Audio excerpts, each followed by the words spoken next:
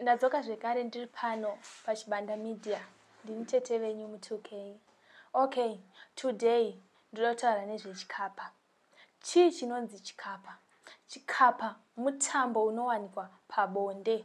Mutambo unoitwa pabonde. Chinonzi chikapa chinowanika kuvanhukadzi. Vanhukadzi kana tichitaura nezvechikapa, tirikuda kuti muedze kugona kuchiita. Mugone kuchitevedzera kusvika machidzidza kusvika machigona chinonzi chikapa. Okay. Chikapa ndechekudai so. Une murume wako pabonde, muri kuita zvenyu mutambo wenyu, muri kufadzana muri pabonde. Chikapa chinoitwa nenzira iyi.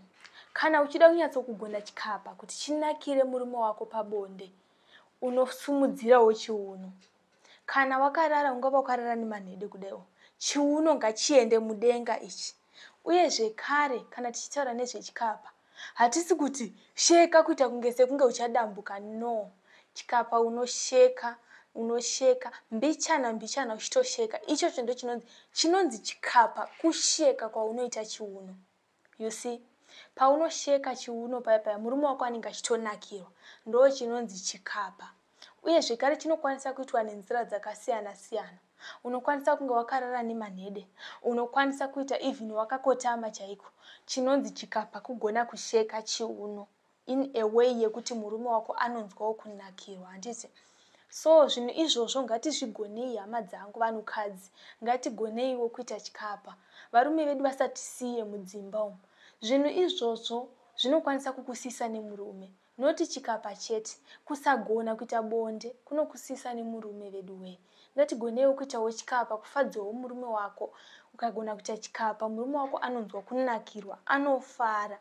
The moment yaunenge uchiita chikapa iyoyo, naiye anenge achinyatsonzwa kuti aiwa, madam vari kuziva zvavari kuita. So ngatigonei kuita chikapa. Hama dzangu, chikapa achiitwe nemunhu akaenda kuchina Mwari chete. Iwe usina kuenda kuchina Mwari unokwanisa kuita chikapa.